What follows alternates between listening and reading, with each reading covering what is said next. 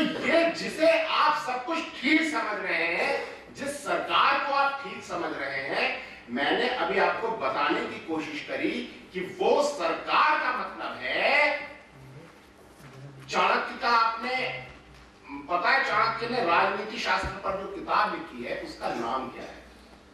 उसका नाम है अर्थशास्त्र।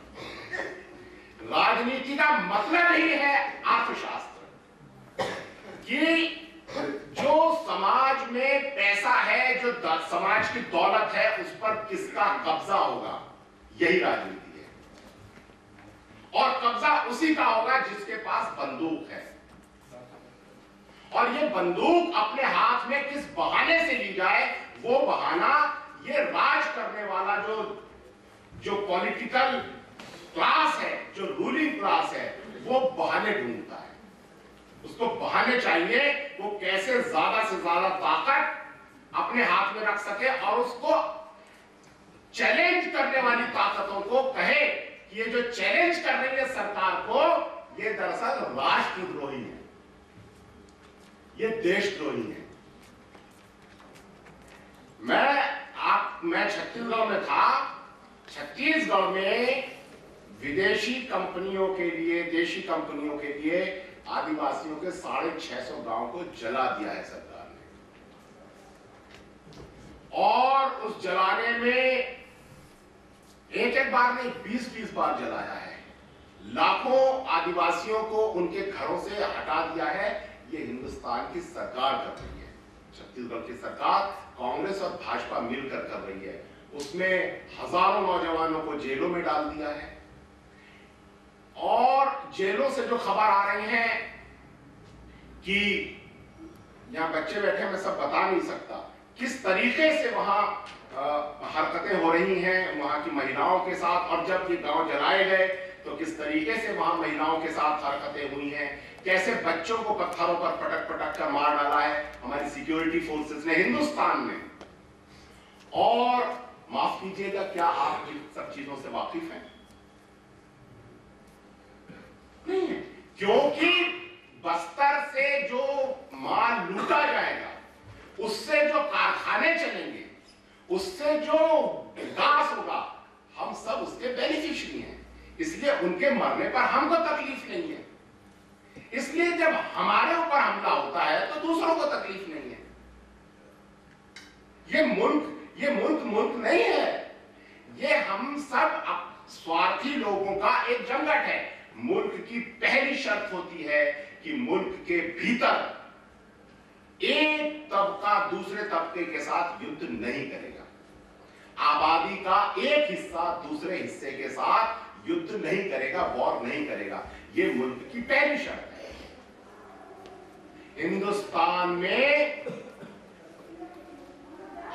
अगर एक आबादी दूसरी आबादी के खिलाफ बंदूकें इस्तेमाल कर रही है, बस्तर के 650 गांव जला दिए गए, झारखंड, बिहार, बंगाल, उड़ीसा, सब जगह लाखों फौजी भेज दिए गए हैं जो वहां गांव पर हमला कर रहे हैं, उनकी जमीनें छीन रहे हैं, उनको हटा रहे हैं उनकी जमीनों से, और हम सब चुपचाप उसको सहन कर रहे हैं। आपने ये नहीं सोचा कि ये लाखों लोग जब जमीनों से हटा दिए जाएंगे तो ये कैसे जिएंगे, क्या करेंगे ये लोग? आपको मालूम है इस देश में लाखों लोग हैं जो पहाड़ों पर, नदियों पर, जंगलों पर जिंदा है। अगर उन्हें वहां से हटा दिया जाएगा तो लाखों, करोड़ों लोग मर जाएंगे। इस देश के करोड़ों लोग मर जाएंगे। इस देश की फौज उनके खिलाफ इस्तेमाल की जा रही है और हम इसको एक राष्ट्र मान लें। ये एक राष्ट्र है। एक राष्ट्र की एक आबादी दूसरी आबादी को खत्म कर रही है, इसको हम राष्ट्र मान लें? ये राष्ट्र है। जहां सेना का इस्तेमाल इस देश के सबसे कमजोर लोगों की हत्या करने में किया जा रहा है, उसको हम लोकतंत्र मान लें और उनको हम वोट देते हैं और हम स्वीकार करते हैं कि ये होगा। कल उनके साथ, आज उनके साथ हो रहा है और दुनिया में हुआ है। दुनिया में आदिवासियों को मार डाला गया है। अमेरिका ने रेड इंडियंस को मार दिया, जिनको आज नेटिव अमेरिकन कहते हैं। कहां है वो? खत्म। ऑस्ट्रेलिया में मार दिया, न्यूजीलैंड में मार दिया, और ये जो मजबूत तबका है ये कमजोर तबके को मारता जाएगा, उसकी दौलत पर कब्जा करता जाएगा। आज आदिवासियों की बारी है, कल को दलितों की बारी आएगी, फिर अल्पसंख्यकों की बारी आएगी, बारी बारी सब मारे जाएंगे। ये तो जो आपने ये विकास का मॉडल अपनाया है, आजादी के तुरंत बाद महात्मा गांधी ने कह दिया था कि ये शैतानी मॉडल है। इस शैतानी मॉडल का एक ही तरीका है। अंग्रेज क्यों आए थे हिंदुस्तान में? हिंदुस्तान की जो रॉ मटेरियल है, जो कच्चा माल है, उस पर कब्जा करने के लिए। वो भी हिंदुस्तान को सभ्य बनाने थोड़ी आए थे। वो आए थे कि हिंदुस्तान का जो कच्चा माल है इसको लूटेंगे। और एक अंग्रेज ने लिखा था कि ये तो सच है कि अंग्रेजी राज में कभी सूरज नहीं डूबता, लेकिन ये भी सच है कि अंग्रेजी राज में कभी खून नहीं सूखता। अंग्रेज अपना इस कच्चे माल के लूट के लिए एक फौज रखते थे। आगे आगे कंपनी चलती थी, ईस्ट इंडिया कंपनी, पीछे पीछे फौज चलती थी। उसके लिए रॉ कच्चा माल लूटने के लिए वो फौज चलती थी।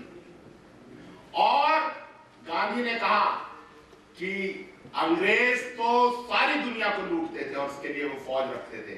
अगर भारत ने अंग्रेजों के विकास का मॉडल अपनाया तो भारत के लोग किसको लूटेंगे?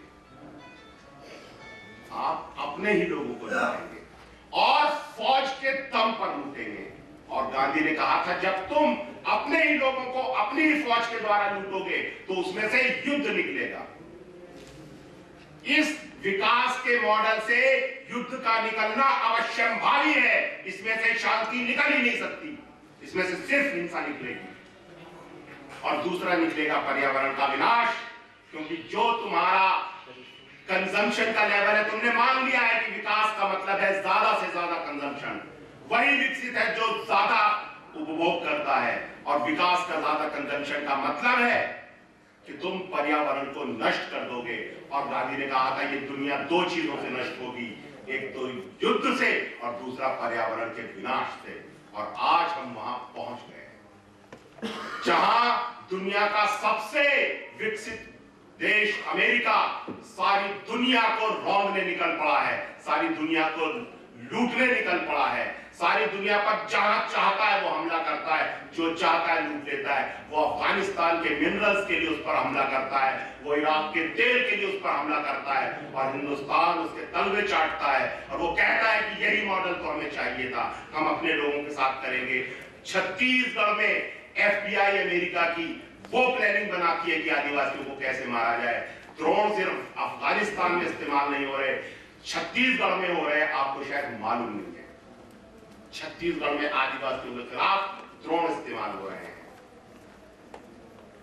तो हालत बहुत खराब है और मुल्क चूंकि हमारा ही है, अगर ये नष्ट हुआ तो इसकी जिम्मेदारी भी हम सबकी है, और अगर इसे बचाना है तो भी जिम्मेदारी हम सबकी है। इसमें पवित्र कुछ नहीं है, न न्यायपालिका पवित्र है, न सरकार पवित्र है। ये तो दफंगों का समूह है जो काबिज हो गया है। आपको तो मालूम है हिंदुस्तान का जो फिनांस मिनिस्टर है वो चुनाव हार गया था, चिदम्बरम चुनाव हार गया था, और पैसा दे करके उसने घोषणा करवाई कि वो जीत गया है। मुझे एक मिनिस्टर ने, उसके जो साथी उसने बताया कि 100 करोड़ का डील हुआ था, 80 करोड़ दिया, 20 करोड़ उसमें बेईमानी कर गया वो। और हिंदुस्तान का प्रधानमंत्री तो चुनाव जीता ही नहीं है, वो तो इलेक्टेड रिप्रेजेंटेटिव ही नहीं है, और हम कहते हैं डेमोक्रेसी है हमारे देश में। अरे जिसको जनता ने चुना ही नहीं वो हिंदुस्तान का प्राइम मिनिस्टर बन के बैठा हुआ है। वर्ल्ड बैंक डिसाइड करता है तुम्हारा प्राइम मिनिस्टर कौन होगा, और हमको लगता ही नहीं हम गुलाम है, और हम इसको डेमोक्रेसी मान के बैठे हुए हैं। तो आप इस मुगालते में ना रहे, और अगर इन चीजों को बदलना है तो चीजों को साफ साफ देखना शुरू कीजिए। खाली आप ये कहें कि साहब मनु और इन किताबों में गलत चीजें हैं, दुनिया की जितनी भी धार्मिक किताबें हैं वो आउटडेटेड हो गई हैं। माफ कीजिएगा, इस्लाम को मानने वाले भी एक दूसरे को मारे। पाकिस्तान में देखिए, ऐसा नहीं है कि कोई एक किताब को मानने वाले शांति से रह सकते हैं। हमारा तो कहना है कि नया जमाना है, आंखें खोलो, आज के वक्त में क्या धर्म है। हमारे नागरिक होने का, हमारे इंसान होने का क्या धर्म है, हम सब कैसे जिंदा है, सब लोग कैसे जिंदा है। क्योंकि ये जो युग आया है, इस युग ने हमको दो चीजें दी हैं। हमको साइंस दी है और साइंस ने हमको दो चीजें दी हैं।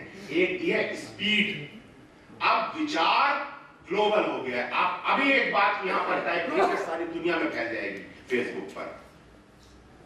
विचार हो गया है ग्लोबल। आज कहीं एक जगह अगर अन्याय होता है तो सारी दुनिया में दंगे हो सकते हैं। और दूसरी चीज दी है विज्ञान ने हमें, वो दी है मारने की ताकत,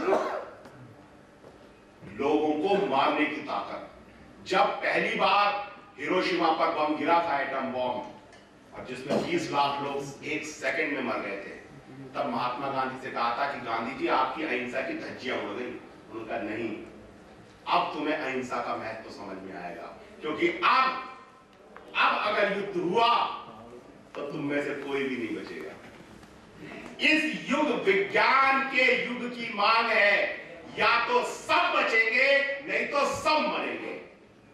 आप क्या सोचते हैं कि आप इस मुल्क के 80% लोगों के रिसोर्सेज छीन लेंगे और 20% लोगों को डेवलप कर लेंगे? मैं इस बात को जरा और क्लियर कर दूं। पहली प्लानिंग कमीशन की जो बैठक हुई थी, उसमें नेहरू जी ने विनोबा भावे से कहा कि बाबा आप आइए और आप बताइए हिंदुस्तान की प्लानिंग कैसे होनी है। तो विनोबा जी उस समय पदयात्रा कर रहे थे। उन्होंने कहा मैं पैदल आऊंगा, और 6 महीने लगे उनको आंध्र प्रदेश से दिल्ली पहुंचने में। राजघाट पर प्लानिंग कमीशन की बैठक हुई। विनोबा जी ने पूछा कि अच्छा ये बताओ कि हिंदुस्तान के गरीब को रोटी कितने दिन में दे दोगे? तो थोड़ा देर के बाद उनका साहब 10 साल। विनोबा ने कहा कि ये तो प्लानिंग ही नहीं है। तुमने बड़े बड़े कारखानों की प्लानिंग की है, गरीब को रोटी देने की प्लानिंग नहीं की है। ये प्लानिंग नहीं है। प्लानिंग तो ऐसी होती है जैसे एक पिता अपने घर की प्लानिंग करता है कि घर के सबसे छोटे बच्चे को पहले खाना मिलेगा कि नहीं, वो प्लानिंग होती है। तुमने गरीब का ख्याल ही नहीं रखा। फिर उसी मीटिंग में प्लानिंग कमीशन के लोगों ने विनोबा जी से कहा कि 20% आबादी को तो आप भूल जाओ। इस 20% के लिए हमारे पास ना रोटी है, ना दवाई है, ना स्कूल है, ना घर है। ये 20% तो डिस्पोजेबल है, ये तो बाहर रह जाएंगे, ये मर जाएंगे, हमारे पास रिसोर्सेज ही नहीं। 70 तक आते आते ये संख्या 40% हो गई थी कि 40% के लिए हमारे पास रिसोर्सेज है ही नहीं, ये आबादी बाहर रह जाएगी विकास से। सन 2000 तक आते आते ये आबादी 60% हो गई थी, और अब ये माना जाने लगा है कि विकास का जो ये हमारा मॉडल है, इसमें सिर्फ 20% के लिए हमारे पास रिसोर्सेज हैं। जो हमारा लेवल ऑफ कंजम्पशन है, हमारा जो लिविंग स्टैंडर्ड है, इसमें सिर्फ 20% का विकास होगा। 80% लोग बाहर रह जाएंगे। 80% लोग बाहर रह जाएंगे मतलब उनकी जमीनें ले ली जाएंगी, उनके रिसोर्सेज ले लिए जाएंगे, और ये रिसोर्सेज 20% के लिए खर्च होंगे। 20% उसको कंज्यूम करेगा, यानी 80% लोग उनकी जमीनों से हटा दिए जाएंगे और वो लोग मर जाएंगे। ये इस विकास में सिर्फ 20% लोगों का विकास होगा, 80% लोग मर जाएंगे। और जब ये 80% लोग मरेंगे तो ये चुपचाप मर जाएंगे, ये पलट के लड़ेंगे नहीं। आपके विकास में अगर 20% वर्सेस 80% की लड़ाई होनी है और आपके पास परमाणु बम है, तो आप सोचिए कि आप कितने बड़े ज्वालामुखी के ऊपर बैठे हुए हैं। आप 80% आबादी के खिलाफ हैं, और उसके खिलाफ आप हिंदुस्तान की फौज को इस्तेमाल करने के मंसूबे देख रहे हैं। इसलिए गांधी ने कहा था कि विज्ञान के युग में या तो सब जियोगे नहीं तो सब मरोगे, क्योंकि तुम्हारे पास अब एटमी ताकत आ गई है। इसलिए अब इस दुनिया को बचाना है तो हम सबको, सब कैसे जिए, पूरी परिस्थिति को ठीक से आकलन करें। कोई वाद नहीं, कोई दिमाग में गुस्सा नहीं,